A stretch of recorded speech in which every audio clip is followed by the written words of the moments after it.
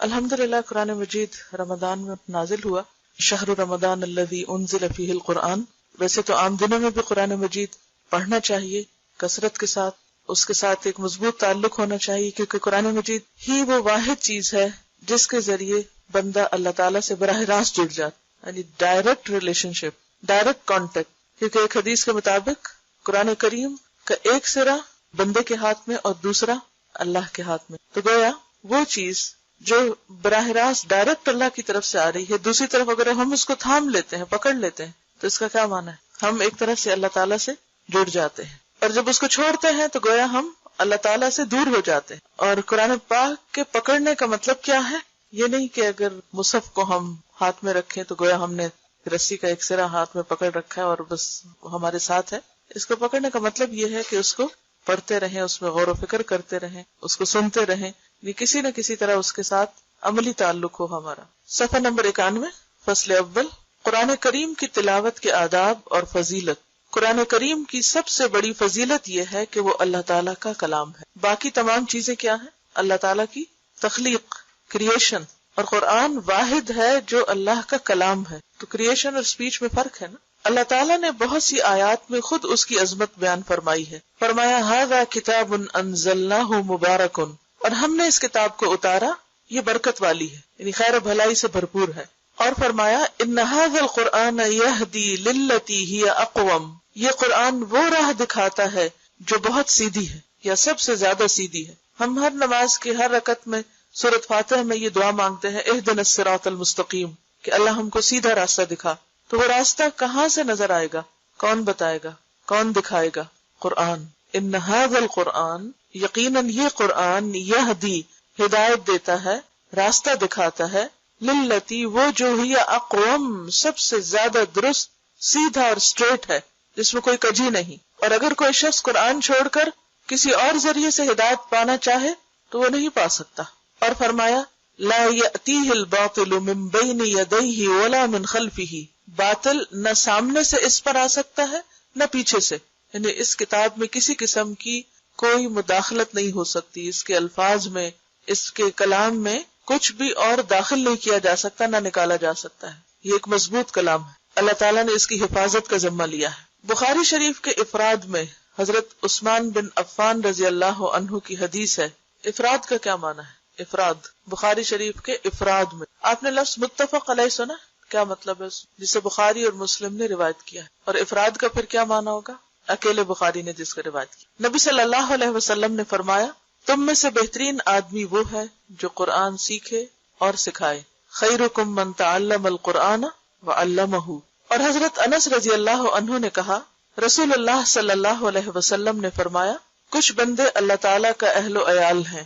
کہا گیا اے اللہ کے رسول صلی اللہ علیہ وسلم وہ کون لوگ ہیں، یعنی جن کو اللہ نے اپنا اہل و عیال کہا ہے؟ تو فرمایا قرآن والے ہی اللہ کا اہل و عیال اور اس کے خاص بندے ہیں۔ اسے نسائی نے روایت کیا ہے اور حدیث صحیح ہے۔ اہل و عیال کون ہوتا ہے؟ کس کو کہتے ہیں؟ فیملی کو۔ ویسے تو اللہ کا کوئی بیٹا نہیں، کوئی بیوی نہیں، کوئی رشتہ دار نہیں، لیکن قرآن والوں کو اللہ تعالیٰ نے اپنے فیملی کس اعتبار سے کہا ہے؟ ان کو عزت اور تشریف اور اعلیٰ مقام دینے کے لیے۔ فیملی سے کیوں تشبیہ دی؟ کہ فیملی کیوں کہا؟ اہل و عیال کیوں کہا ہے؟ کلوز، کیونکہ انسان کے سب سے زیادہ قریب اس کے اہل و عیال ہوتے ہیں۔ ہم میں سے ہر شخص چاہتا ہے کہ وہ اللہ کا مقرب بندہ بنے، اللہ کے قریب ہو، اللہ کا قرب اس کو نصیب ہو، اسے اللہ کی محبت نصیب ہو، وہ اللہ تعالیٰ کے خاص خاص خاص بندوں میں شمار ہو۔ ہر ایک کا یہ شوق ہوتا ہے، لیکن وہ کون سا طریقہ ہے، وہ کون سا نسخہ ہے، وہ کیا ذریعہ ہے کہ ہم اس کے خاص بندے، کیونکہ اس حدیث کی وضاحت خود حدیث کے الفاظ میں ہے، اور اس کے خاص بندے، کیونکہ خاص بندے، اسپیشل پیپل، قریب ترین لوگ انسان کے لیے کون ہوتے؟ اس کے گھر والے۔ اور پھر اللہ تعالیٰ جب کسی کو اپنا اہل کہتا ہے تو اس کا مطلب یہ کہ وہ میرا خاص چنا ہوا بندہ ہے، قریب ترین ہے، وہ لوگ جو اس کو بہت پہچانتے ہیں۔ اور اللہ کی پہچان کہاں سے ہو سکتی؟ اس کے کلام کے ذریعے۔ اس کو اس طرح بھی سمجھ سکتے ہیں کہ کسی کو بھی اگر آپ سمجھنا چاہیں تو صرف اس کی شکل و صورت سے نہیں سمجھ سکتے۔ جیسے شیخ سعدی نے کہا نا کہ انسان کے عیب و ہنر چھپے رہتے ہیں جب تک وہ خاموش رہتا ہے، اور جب وہ بولتا ہے، جب وہ بات کرتا ہے تو اس کی خوبیاں اور خامیاں کھل کے سامنے آ جاتی ہیں۔ کسی انسان کو بھی پرکھنے کا ذریعہ کیا ہے؟ اس کا کلام، اس کی بات، اس کی گفتگو کا انداز۔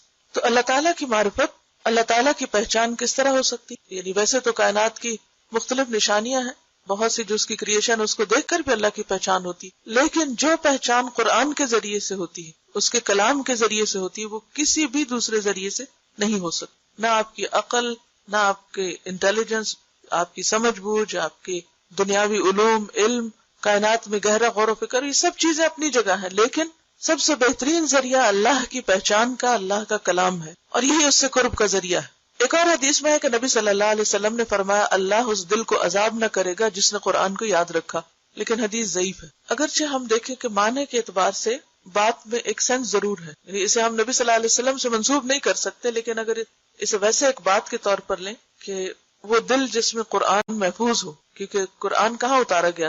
دل پر. اور جب ہم اسے یاد کرتے ہیں، اسے غور و فکر کرتے ہیں، پڑھتے ہیں، سمجھتے ہیں، تو سب سے زیادہ کیا چیز انوالو ہوتی؟ دل.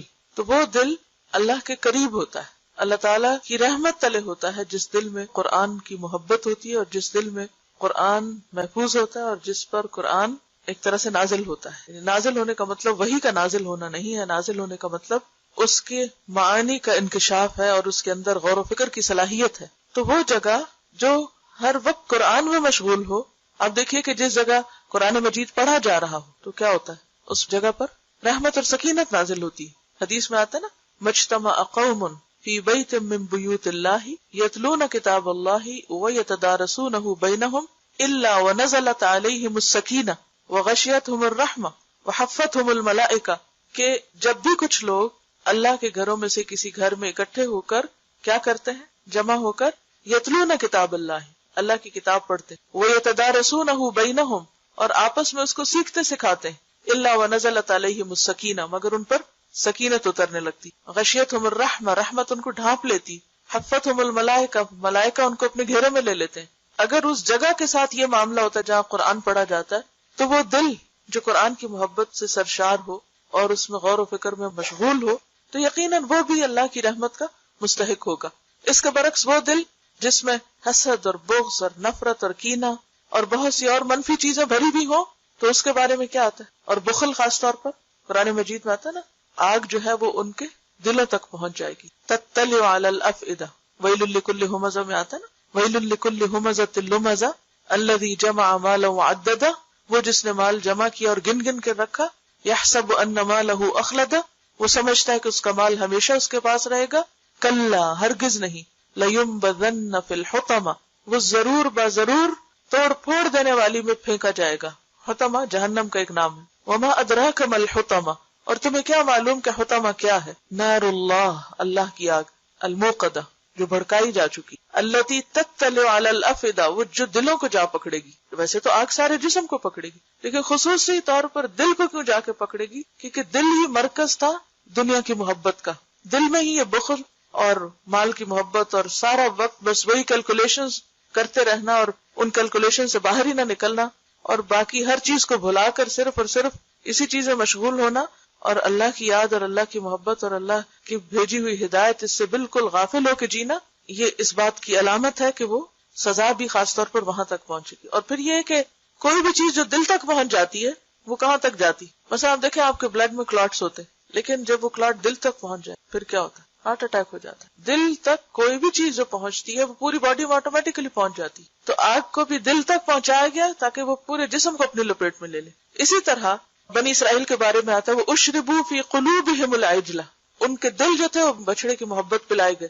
تو محبت کا مرکز بھی وہی ہے، جو چیز دل میں سما جائے پھر اس کا اثر پورے جسم پر آ جاتا ہے، پورا جسم اس سے سرشار ہو. تو آپ نے دیکھا ہوگا کہ جب قرآن آپ کو سمجھ آنے لگتا ہے، یہ قرآن کی تاثیر ہوتی ہے آپ کے اوپر، تو وہ دل تک پہنچ کر پورے جسم کے ایک ایک بال اور کھال جو ہے وہ اس سے متاثر ہو. تقشعر منہ جلود الذین آمنوا، پھر ان کی جلد جو ہے ان کے رونگٹے کھڑے ہو جاتے ہیں جب ان پر قرآن کی آیات پڑھی جاتی، تو وہ دل کو ہٹ کرتی ہیں اور پھر وہاں سے پورے جسم پر اس کا اثر جاتا ہے. اور ابن عمر رضی اللہ عنہما نے کہا کہ نبی صلی اللہ علیہ وسلم نے فرمایا، قرآن والے سے کہا جائے گا پڑھتا جا اور چڑھتا جا، یعنی اوپر اوپر جاتے جاؤ، اور ترتیل سے پڑھ، ترتیل سے، جیسے کہ سورۃ مزمل میں آتا ہے وَرَتِّلِ الْقُرْآنَ ترتیلا، اور قرآن کو آہستہ آہستہ ٹھہر کر پڑھو، یعنی اس کا حق ادا کرتے ہوئے. ایسا نہ پڑھو کہ آدھے حرف پڑھے جائیں اور آدھے نہیں، یعنی یتلونہ حق تلاوتہ، تلاوت کا حق ادا کرتے ہوئے پڑھنا چاہیے، جیسا کہ تو دنیا میں پڑھا کرتا تھا.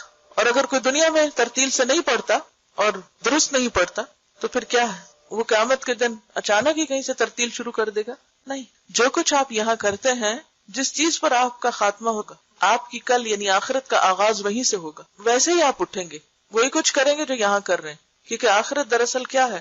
تصویر کا دوسرا رخ. مثلاً پیپر پہ آپ کچھ لکھتے ہیں، جیسے یہ لکھا ہوا ہے، تو دوسری طرف کیا نظر آئے گا؟ وہی جو اس طرف لکھا ہوا. تو آج آپ دنیا کی اپنی زندگی کی کتاب میں اس طرف لکھ رہے ہیں، کل آپ کو بعین ہی وہی چیز نظر آئے گی. وہ تبدیل نہیں ہوگی کہ وہاں جا کے وہ کچھ اور بن جائے. تو جیسی کتاب ہم اپنی وہاں دیکھنا چاہتے ہیں ویسی ہی یہاں لکھنی ہوگی، ویسی ہی بنانی ہوگی. تو اسے کہا جائے گا کہ پڑھتا جا اور چڑھتا جا اور ترتیل سے پڑھ جیسا کہ تو دنیا میں پڑھا کرتا تھا. یعنی صرف اتنا نہیں کہا کہ تو ترتیل سے پڑھ، بلکہ ساتھ ہی کہا جیسا تو وہاں پڑھتا تھا. یہ ایسے ہی ہے جیسے ہم بعض اوقات کسی سے کہتے ہیں نا، اچھا تم قرآن سناؤ، اچھا وہ جو سورت فلاں جگہ سنائی تھی نا، جیسے سنائی تھی ویسے ہی اب سناؤ. کیوں کہتے ہیں؟ کیونکہ وہ پسندیدہ حالت ہوتی ہے. تو اسی طرح اللہ تعالیٰ کسی آواز پر اتنا کان نہیں دھرتا جتنا نبی کی اس آواز پر جو قرآن کو خوش الحانی کے ساتھ پڑھتا. تو اگرچہ اس حدیث میں نبی کے الفاظ استعمال ہوئے ہیں، لیکن نبی کے بعد بھی جو لوگ خوبصورتی کے ساتھ قرآن پڑھتے ہیں تو اپنی خوبصورت آوازوں اور اپنے خوبصورت انداز کے ذریعے اللہ کی رحمت کو متوجہ کرتے ہیں. تو اسے وہاں بھی کہا جائے گا جیسے خوبصورت تم دنیا میں پڑھتے تھے، جتنا اہتمام تم اس کے ساتھ دنیا میں کرتے تھے، ویسے ہی اب پڑھو، ویسا ہی شروع کرو دوبارہ. تیری منزل وہاں ہے جہاں تجھے تیری آخری آیت کی قرات پہنچا دے. یعنی تمہارا مقام اتنا ہی بلند ہوگا. آپ نے کبھی دیکھا ہوگا مختلف چیزوں کا جب گراف بنتا ہے تو اس میں بعض اوقات کمپیریزن ہوتا ہے، مثلا ایئرلی مختلف چیزوں کی پروڈکشن یا مختلف چیزوں کی پروگرس کا جب گراف بناتے ہیں تو اسے 2005 میں گراف اتنا ہے، پھر 6 میں اتنا تھا، 7 میں اتنا تھا. تو آپ نے دیکھا ہوگا کہ جتنی کوئی محنت یا کوشش کرتا ہے اس کے مطابق ہی اس کا گراف اونچا جاتا ہے. تو جو شخص جتنی خوبصورتی کے ساتھ، جتنی توجہ کے ساتھ، جتنے اچھے طریقے سے دنیا میں قرآن پڑھتا ہے، اسی طریقے سے جب وہ آخرت میں پڑھنا شروع کرے گا تو اس کا گراف اتنا ہی بلند ہوگا، اس کا مقام اور اس کی جگہ جنت میں اور اس کا جو گھر ہوگا اتنا ہی بلند ہوگا. پہلے بھی شاید آپ سے بات ہوئی تھی کہ جنت کے جو درجے ہیں وہ اتنے ہیں جیسے ایک آسمان سے دوسرے کا فاصلہ، یا ایک اور جگہ پر آتا ہے 500 سال کے برابر، یا ایک اور جگہ پر آتا ہے کہ جیسے تم میں سے کوئی آسمان میں ستارے کو دیکھے. اب جب ہم ستاروں کو دیکھتے ہیں تو جیسے فارم ہاؤسز ہوتے ہیں، دور دور سکیٹرڈ گرین لینڈ میں گھر چھوٹے چھوٹے ہوتے ہیں، تم دور سے بازو کا دیکھ کے پہچان وہ فلاں کا گھر ہے، وہ فلاں کا گھر ہے. تو بالکل اسی طرح جو اعلیٰ درجے کے لوگ ہوں گے ان کے گھر بھی سٹارز کی طرح پورے اس میں بکھرے ہوئے ہوں گے، وہ فلاں کا گھر ہے، وہ فلاں کا گھر ہے. اور کس کا کتنا بلند ہے اسی اعتبار سے ہوگا جتنا اس کا قرآن کے ساتھ تعلق ہے. اگرچہ یہ نہیں کہ صرف قرآن ہی ذریعہ ہے بلند مقام حاصل کرنے کا، لیکن قرآن ایک بہترین اور سب سے اچھا ذریعہ ہے. اگرچہ صدقہ خیرات اور نمازوں میں بہت اہتمام کرنا اور دیگر عبادات میں بہترین اہتمام بھی انسان کے درجوں کی بلندی کا باعث بنے گا، لیکن خصوصی طور پر جو نص سے ہمیں دلیل ملتی ہے وہ قرآن کی قرات ہے. لیکن ہم میں سے کتنے لوگ ہیں کہ جو اپنی قرات کو درست کرنے کے لیے سچے دل سے محنت کرتے ہیں، کہتے اچھا کر لیں گے، پڑھ لیں گے، لیکن یاد رکھیے کہ یہ چیز کبھی بھی آرزو اور تمناؤں سے نہیں آتی. اس کے لیے سخت محنت کی ضرورت ہوتی، شدید کوشش کی ضرورت ہوتی. یہ نہیں ہو سکتا کہ ایک دفعہ آپ بیٹھ کے کسی سے ایک دفعہ پڑھ لیں یا کوئی اچھی قرات سن لیں اور آٹومیٹکلی آپ کی قرات خود اچھی ہو جائے گی. اس کے لیے آپ کو توجہ دینی پڑے گی. دنیا میں بھی اگر آپ کوئی باغ لگاتے ہیں تو توجہ نہ دے تو وہ سوکھ جاتا ہے. اسی طرح قرآن کی ہر آیت ایک درخت کی طرح ہے، تو اگر آپ اس کو توجہ نہیں دیں گے تو درخت سوکھ جائیں گے. تو ہر آیت الگ الگ اپنا حق مانگتی. اور obviously یہ حدیث خاص طور پر حافظ قرآن کے لیے بھی ہے، کیونکہ باقی لوگ شاید مصحف دیکھ کے بھی پڑھنے کی اجازت ملے، لیکن جو obviously سمجھ آتی ہے بات وہ یہی ہے کہ انسان کو ویسے ہی پڑھنے کے لیے کہا جائے گا جیسے دنیا میں پڑھتے تھے. جیسے پڑھتے تھے ویسے پڑھو. تو اگر زبانی پڑھتے تھے زبانی پڑھو، اور شاید دیکھ کے پڑھتے تھے، لیکن اصل جو فوکس ہے وہ قرآن کے طریقہ قرات پر ہے کہ کس انداز سے پڑھتے ہو تم. حضرت بریدہ نبی صلی اللہ علیہ وسلم سے روایت کرتے ہیں کہ آپ صلی اللہ علیہ وسلم نے فرمایا، قیامت کے دن قرآن اپنے ساتھی کو ملے گا. کون ساتھی؟ کون دوست؟ صاحب قرآن، جو قرآن پڑھتا تھا. کیونکہ قبر میں قرآن ایک دوست کی طرح ہوگا انسان کے ساتھ. تو قیامت کے دن بھی قرآن اپنے ساتھی کو ملے گا، جبکہ وہ قبر سے کمزور اور زرد رنگ نکلے گا. یعنی قبر سے جب اٹھایا جائے گا تو وہ کمزور، ویک، زرد رنگ کا ہوگا. وہ کیوں؟ انسان قبر سے نکل کے ایسا کیوں ہوگا؟ اور یہ بھی حسن حدیث ہے، مسند احمد کی روایت ہے. یہ بیسیکلی قیامت کے دن قبروں سے جب لوگ نکلیں گے تو صاحب قرآن جب اٹھے گا تو کمزور ہوگا، زرد رنگ کا ہوگا. کیوں؟ قبر میں رہنے کی وجہ سے یا کسی اور وجہ سے؟ خوف سے اور دنیا میں قرآن پڑھنے کی وجہ سے، قرآن کے ساتھ گہرا تعلق رکھنے کی وجہ سے جو اس کی حالت ہو گئی تھی اس کے ساتھ ہی وہ فوت ہوا، اسی حال پہ دفن ہوا، اسی طرح اٹھے گا۔ قرآن پاک میں منافقین کی صفت کیا آتی؟ اذا رأیتہم تعجبک اجسامہم، جب تم انہیں دیکھو تو ان کے جسم تمہیں بہت متاثر کریں، کیونکہ ان کی ساری توجہ کس پر؟ جسموں کی طرف۔ اور بات یہ ہے کہ اگر آپ کسی فٹنس پروگرام میں شریک ہو جائیں تو پھر آپ کسی اور چیز کی طرف توجہ نہیں کر سکتے، اور اگر آپ قرآن پروگرام میں شریک ہو جائیں تو پھر جسم متاثر ہوتے ہیں۔ اور کثرت قرات جو ہے یا قرآن کے ساتھ جو مشغولیت ہے وہ بہرحال انسان کو، کیونکہ قرآن وہ کلام ہے جو پہاڑ پہ اتارا جاتا تو کیا ہوتا؟ لو انزلنا هذا القرآن على جبل لرأيته خاشعا متصدعا من خشية اللہ، اگر ہم یہ قرآن پہاڑ پر اتارتے تو تم دیکھتے کہ پہاڑ اللہ کی خشیت سے دب جاتا، ٹکڑے ٹکڑے ہو جاتا، خاشع خشوع سے جھک جاتا، دب جاتا، یعنی بیٹھ جاتا۔ اس کی وہ جو اونچائی ہے نا، وہ جو چوٹی اٹھی ہوئی ہے، وہ اٹھی ہوئی چوٹی نہ رہتی بلکہ کیا ہوتی؟ دب جاتی، یعنی اتنی اس کے اندر تواضع آ جاتی۔ پہاڑ اصل میں ایک گرینڈر اور ایک تکبر کی علامت بھی کہ جب قرآن پاک میں تکبر والی چال کا ذکر آتا ہے تو وہاں پر آتا ہے انک لن تخرق الارض ولن تبلغ الجبال طولا، تم پہاڑوں کی بلندی کو نہیں پہنچ سکتے۔ تو وہ پہاڑوں کی جو اونچائی اور بلندی ہے ایک سمبل بھی ہے اونچا ہونے کا۔ تو پہاڑ بھی قرآن کی وجہ سے کیا ہو جاتے؟ ان کا تکبر اور ان کی اونچائی اور بڑائی ختم ہو جاتی، بیٹھ جاتے، اور صرف بیٹھتے ہی نا متصدعاً ٹکڑے ٹکڑے ہوتے۔ اگر آپ نے کبھی کوئی سین دیکھا ہو ڈائنامائٹ سے پہاڑ کو توڑنے کا تو آپ دیکھیں چھوٹی چھوٹی اس کی جو کرچیاں ہوتی ہیں نا وہ یوں اڑ رہی ہوتی دھول بن کے، اور کیا انسان متاثر نہ ہوگا؟ آپ نے دیکھا ہوگا کہ جب بچے حفظ کر رہے ہوتے ہیں یا جو لوگ واقعی قرآن کے ساتھ تعلق رکھے ہوئے ہوتے ہیں اور حقیقی معنوں میں، کیونکہ انما یخشی اللہ من عبادہ العلماء، اگر قرآن دل میں جاتا ہے نا، اندر اترتا ہے تو ضرور متاثر کرتا ہے، لازمی طور پر انسان کے اندر عاجزی آتی، اور اگر وہ دل میں نہ جائے، اوپر اوپر رہے تو پھر وہ انسان کی شان تو بلند رہے گی مگر اس کے اندر یہ خصوصیت نہیں آ سکتی۔ تو یہ کوئی معمولی کتاب نہیں ہے، کوئی معمولی کلام نہیں ہے، اس کو اٹھانا اور اس کو محفوظ کرنا اور اس کا حق ادا کرنا انسان کی انرجی لیتا ہے۔ تو قیامت کے دن جب قبر سے اٹھے گا انسان زرد رنگ کا ملگجے حال والا، تو پھر کیا ہوگا؟ قرآن فوراً آ جائے گا ملاقات کے، سوچیے، اور کہے گا کیا تو مجھے پہچانتا ہے؟ مجھے جانتے ہو؟ پہچانو میں کون ہوں۔ ایسا کب ہوتا ہے؟ جب آپ کو کوئی بچھڑا ہوا دوست بہت عرصے کے بعد ملے، مثلا بچپن کے دوست اب اگر آپ کو ملے، جیسے اگر آپ کی 40-50 عمر ہو گئی ہے، اسکول کے کالج کے، تو سب کے حلیے بدلے ہوتے ہیں نا، سب کی شکلوں میں کچھ نہ کچھ فرق آ چکا ہوتا ہے، فٹنس ہر چیز بدل چکی، پھر کیا کہتے ہیں؟ پہچانتے ہو مجھے؟ کون ہوں میں؟ وہی تمہارا وہ ساتھی جو فلاں جگہ تمہارے ساتھ پڑا تھا۔ تو قرآن بھی کہے گا کیا تو مجھے پہچانتا ہے؟ وہ کہے گا میں نہیں پہچانتا۔ کیوں کہے گا؟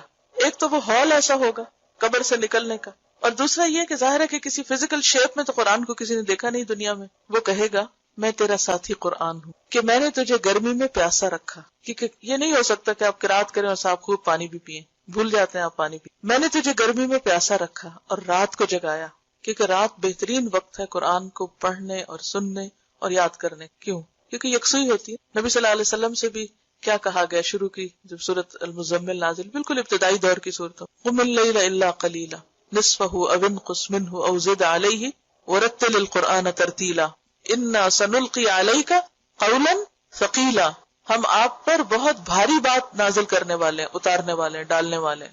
تو قم اللیل، قرآن اور رات کا ایک خصوصی تعلق ہے۔ جو لوگ رات کو قرآن نہیں پڑھتے، قرآن پوری طرح ان کے اندر نہیں اتر سکتا۔ انسان رات کو صرف وہ کام کرتا ہے جس کا اسے بہت شوق ہو، ورنہ نیند کسی بھی چیز کے لیے قربان نہیں کی جا سکتی۔ انسان نیند کس چیز کے لیے قربان کر سکتا؟ آپ کب جاگتے ہیں؟ سوچیں، اب جن لوگوں کو ٹیلی ویژن دیکھنے کا شوق ہوتا ہے، کوئی خاص شو دیکھنے کا، ان کی محبت اس میں ہے تو وہ کیا کرتے ہیں؟ رات رات بھر جاگ کے فلمیں دیکھتے ہیں۔ اسی طرح جب کوئی عزیز دوست آئیں تو عموماً آپ کیا کرتے ہیں؟ کوئی رشتے دار آئیں آپ کے، یہاں تو خیر تجربہ کم ہی ہوتا ہوگا آپ کو، لیکن عموماً شادیوں وغیرہ میں لوگ اکٹھے ہوتے ہیں بہت عرصے کے بعد، تو پھر کیا کہتے ہیں؟ رات کو جاگ کے بہت دیر باتیں۔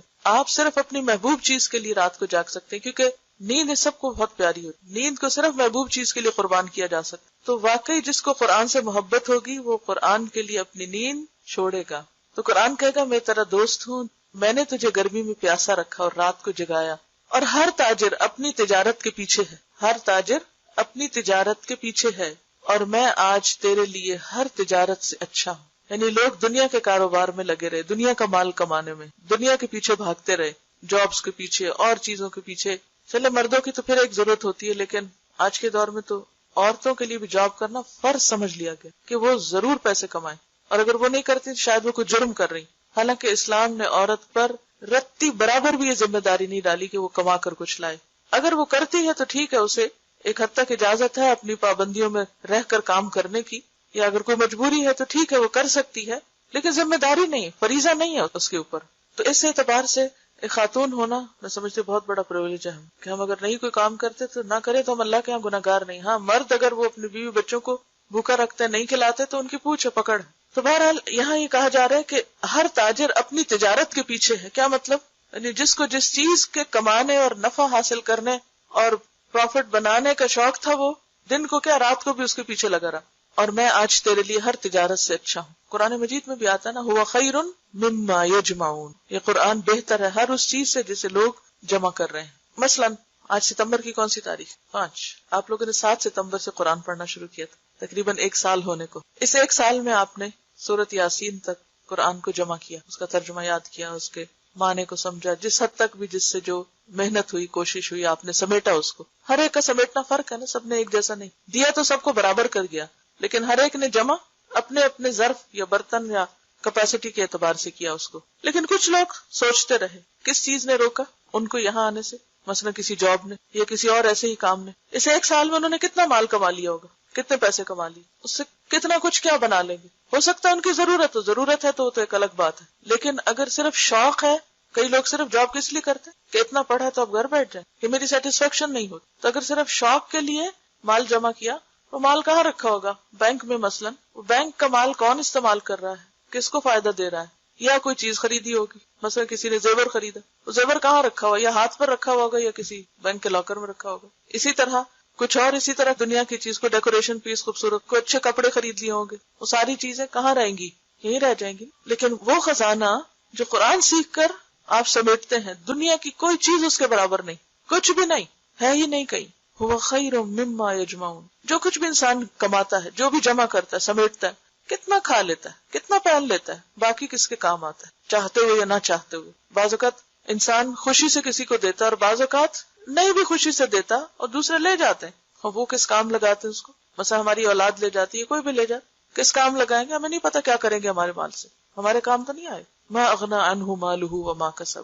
اگر نیت درست نہیں، مقصد درست نہیں، تو کمایا ہوا مال بھی کام نہیں آئے گا، سب کچھ یہیں رہ جائے گا. تو وہ کہے گا ہر تاجر اپنی تجارت کے پیچھے ہے، اور میں آج تیرے لیے ہر تجارت سے اچھا ہوں. پھر اس کے دائیں ہاتھ میں اختیار دیا جائے گا. حکومت کا بھی لفظ آتا ہے، ملک کا لفظ آتا ہے عربی میں. اور بائیں ہاتھ میں ہمیشہ رہنا، خالدین فیہا جیسے قرآن میں آتا ہے. اور اس کے ماں باپ کو 2 حلے جوڑے پہنائے جائیں گے. حلہ کہتے ہیں جو اوپر کو اوور ڈریس ہوتا ہے نا، عرب لوگ جلباب کی طرح لمبا سا ڈریس پہنتے. اور 2 کا لفظ یہ نہیں کہ ایک کے اوپر ایک پہنا دیا، مطلب یہ ہے کہ ایک نیچے پہنا ہوتا ہے اور ایک اوپر اوڑا ہوا ہوتا ہے.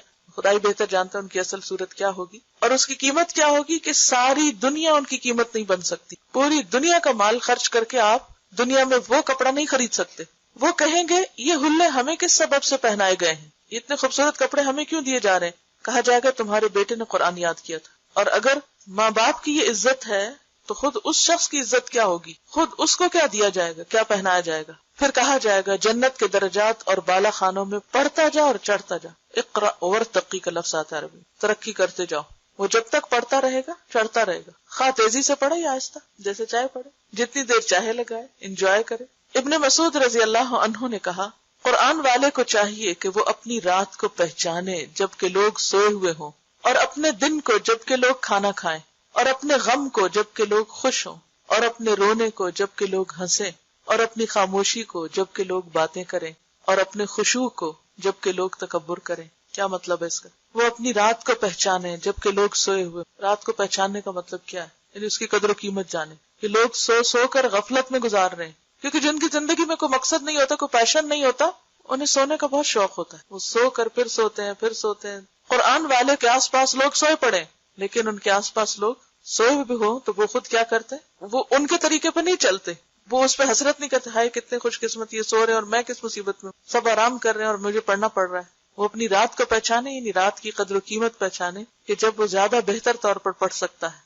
اور اپنے دن کو جب کہ لوگ کھانا کھائیں. آج کل چونکہ رمضان ہے تو لمیٹڈ ٹائم ہوتا ہے نا کھانا کھانے کے لیے بھی اور سمیٹنے کے لیے بھی. اور آج سحری کے وقت جب سحری کے بعد چیزیں سمیٹ رہی تھی تو میں یہ سوچ رہی تھی کہ پہلے دن کی سحری کے مقابلے میں آج زیادہ جلدی سب کچھ سمٹ گیا. وجہ کیا ہے؟ آہستہ آہستہ ہر چیز کٹ ڈاؤن ہو رہی ہے. ہم کیا کرتے ہیں کہ ایک کھانا ہوتا ہے تو اس کے ساتھ لوازمات جو ہیں ہمارے وہ جتنے زیادہ ہوتے ہیں اتنے برتن زیادہ ہوتے ہیں، اتنا ان کو اٹھانے اور رکھنے میں وقت زیادہ لگتا ہے. جب وہ ایک ایک لوازمات کٹ ڈاؤن ہوتے ہیں کہ ٹائم نہیں ہے، اس کو بھی نکالو، اس کو بھی نکالو، اس کو بھی نکالو، اور ایک لمیٹڈ ٹائم میں کیا کھا سکتے ہیں کہ جب آپ زیادہ پکا لیں تو آپ کو کھانے کے لیے تو پھر ایک لمبا ٹائم چاہیے نا، یا اس کو لگانے کے لیے، رکھنے کے لیے، پھر لگانے کے بعد اٹھانے کے لیے. تو میں سوچ رہی تھی کہ زندگی کا زیادہ وقت اور ایک بڑا حصہ خصوصاً خواتین کا لوازمات میں لگتا ہے. کھانا تو ایک ضرورت ہے لیکن لوازمات ضرورت نہیں ہے، وہ ہمارے اپنی بڑھائی ہوئی چیزیں ہیں. جتنی وہ بڑھتی اتنے برتن بڑھتے، اتنا دھونا بڑھتا، اتنا اٹھانا اور ان کا رکھنا، اتنا ہی پھر آپ تھک جاتے. پھر تھکنے کے بعد آپ کے پاس وقت ہے کہ آپ بیٹھ کے اب قرآن کی قرات کریں. اب آپ اتنے تھک گئے ہیں کہ اب آپ کو دل چاہ رہا ہے کہ آپ سو جائیں، پھر آپ سو جاتے ہیں اور وہ وقت گزر جاتا ہے. آپ آزما کر دیکھ لیں، اگر آپ اپنے لوازمات کم کر دیں گے تو قرآن کے لیے یقیناً وقت نکلے گا. اور اسی طرح دن بھر کوئی پکانے کھانے کا کچھ کام نہیں، خیال بھی نہیں. حتیٰ کہ انسان ایک چائے بھی پیتا نا تو اس کا بھی کپ دھونا ہوتا ہے.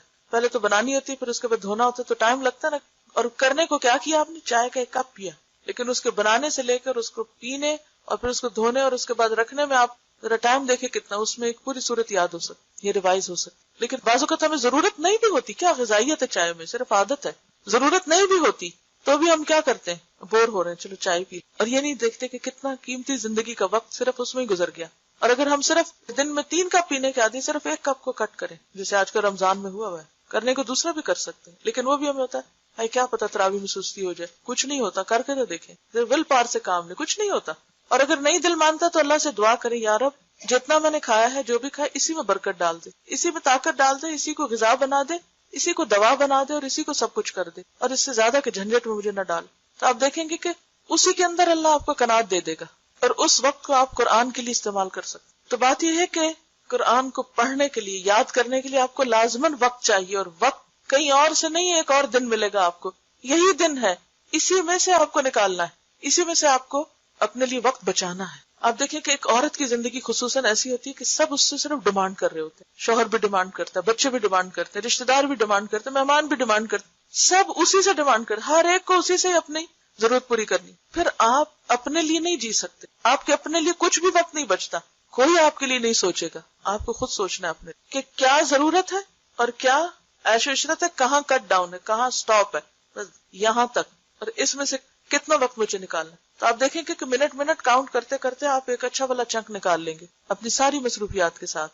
اسی میں آپ کو پڑھنا ہے. تو اپنی رات کو پہچانے جب کہ لوگ سوئے ہوئے ہوں، کہ وہاں سے کیسے وقت نکالتے. اپنے دن کو جب کہ لوگ کھانا کھائیں تو اس میں سے وقت نکال کر کچھ قرآن پڑھا لیں. اور اپنے غم کو جب کہ لوگ خوش ہوں، کیونکہ خوشی اور ایکسائٹمنٹ میں بھی لوگ بھول جاتے ہیں کہ ابھی انہیں کچھ کام کرنا ہے. اور سب سے زیادہ کیا بھولتے ہیں؟ یا نماز چھوٹی کریں گے، یا قرآن کا سبق چھوڑ دیں گے کیونکہ آج ہم خوش ہیں، کہ آج خوشی کا موقع ہے. خوشی کے دن بھی کوئی ایسا کرتا ہے؟ سوچیے اپنی کسی بھی پارٹی، کسی بھی شادی، کسی بھی خاص دن کو کہ کیا اس دن بھی آپ نے قرآن پڑھا تھا، یا یاد رہا آپ کو پڑھنا. تو جو صاحب قرآن ہوتے ہیں وہ کس طرح صاحب قرآن بنتے ہیں، وہ کس طرح اللہ کے خاص بنتے ہیں؟ جبکہ لوگ خوش ہو رہے ہوں تو ان کو اپنا غم نہ بھولے. ان کا غم کیا ہوتا ہے میرا قرآن کا وقت ہے، میرا پڑھنا. یہ ہے غم. اپنے غم کو نہ بھولے جبکہ لوگ خوش ہو رہے ہوں. غم کو نہ بھولیں. یہ نہیں کہ وہ کسی 10 سال پہلے مرے ہوئے شخص کو یاد کر کے رونا شروع کر دے. کچھ لوگ ہوتے ہیں زندگی میں ایسے کہ چاہے 10 سے 20 سال بھی پہلے فوت ہو تو ان کو یاد کر کے رونا آتا ہے، لیکن ان کو بھی ہمارا رونا کیا فائدہ. مجھے کبھی بھی رونا ہو نا، میں صرف ایک لمحے کے لیے اپنے والد کو یاد کروں تو میں رو سکتی. اتنی شدید محبت تھی مجھے ان سے، اور قرآن کی وجہ سے. ہر بیٹی کو باپ سے محبت ہوتی ہے، لیکن چونکہ انہوں نے مجھے قرآن دیا، اور قرآن سے مجھے محبت، اور اس محبت کی وجہ سے ان سے محبت ہے، تو کسی بھی لمحے میں رو سکتی ہوں. مجھے رونا مشکل نہیں اگر میں ان کو یاد کروں، لیکن میرا رونا ان کو کیا فائدہ دے اور مجھے کیا فائدہ دے. تو میں فوراً اس وقت کو پھر واپس قرآن کی طرف لاتی، کیوں نہ میں کچھ اس میں سے پڑھا لوں تاکہ ان کے لیے صدقہ جاریہ بنوں. تو جب لوگ اپنی دنیا میں مست ہوں، باتوں میں، فضول گفتگو میں، تو صاحب قرآن اس میں شریک نہ ہو. وہ اپنے وقت کو پہچانے اور اپنے قرآن کی طرف مائل ہو جائے. اور اپنے رونے کو جب کہ لوگ ہنسیں، کہ لوگ غفلت سے ہنس رہے ہیں تو اس کو کیوں رونا آئے، یہ کیوں بھول گئے.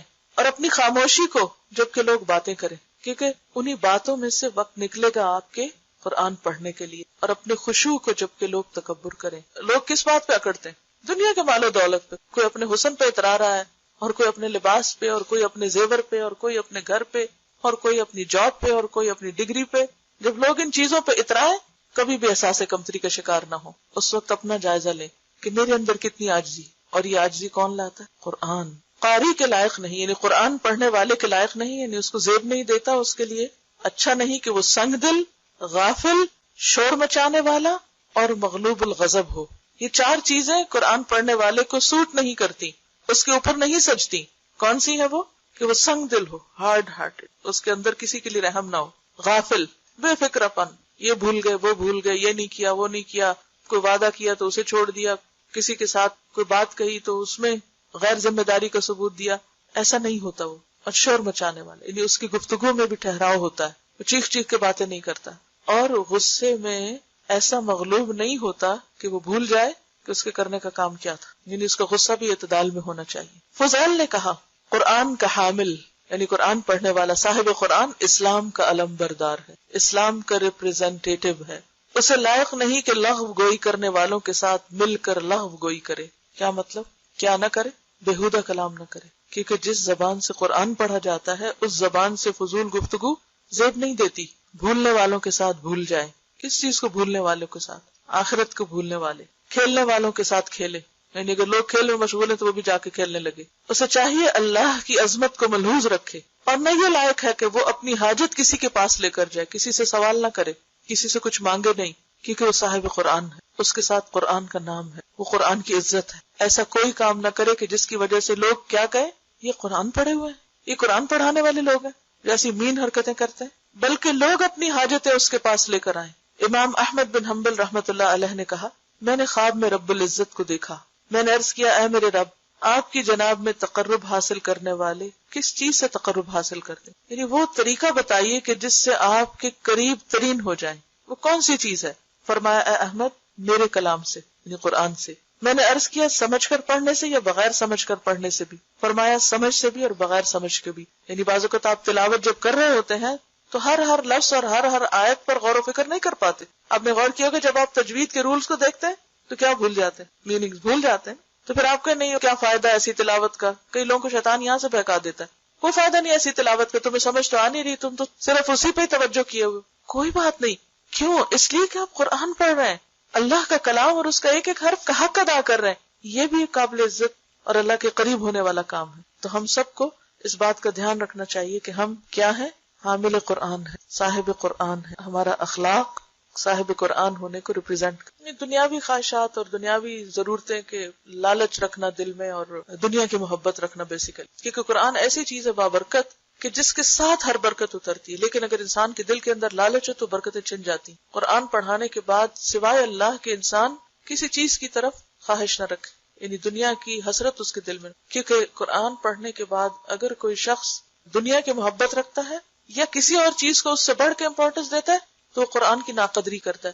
کیونکہ اللہ نے اس کو وہ دے دیا هو خیر مما یجمعون، جو ہر چیز سے زیادہ بہتر ہے جسے لوگ سمیٹتے ہیں. تو اگر اس کے ہوتے ہوئے قناعت نہیں ہے اندر، اس کے ہوتے ہوئے غنا نہیں ہے اندر، اس کے ہوتے ہوئے اگر دنیا کی ہرس ہے اور ان چیزوں کے پیچھے انسان بھاگ رہا ہے اور ہاتھ پھیلا رہا ہے جو حقیر دنیا کی ہیں صرف اس لالچ کی وجہ سے جو اندر ابھی بھی بھری ہوئی ہے، تو یہ قرآن کی توہین ہے بیسیکلی. ازواج مطہرات کے بارے میں آتا نا، ان کو کہا گیا تھا نا وَاذْكُرْنَ مَا يُتْلَىٰ فِي بُيُوتِكُنَّ، ان کو خاص طور پر آیات اللہ اور حکمت کی باتیں پڑھنے کو اور پڑھانے کو کہا گیا تھا. تو اس کے ساتھ ہی انہی آیات میں کیا ہے، یا ایھا النبی قل لازواجک ان کنتن تردن الحیاۃ الدنیا وزینتها فتعالین امتعکن واسرحکن سراحا جمیلا وان کنتن تردن اللہ ورسولہ والدار الآخرۃ فإن اللہ اعد للمحسنات منکن اجرا عظیما.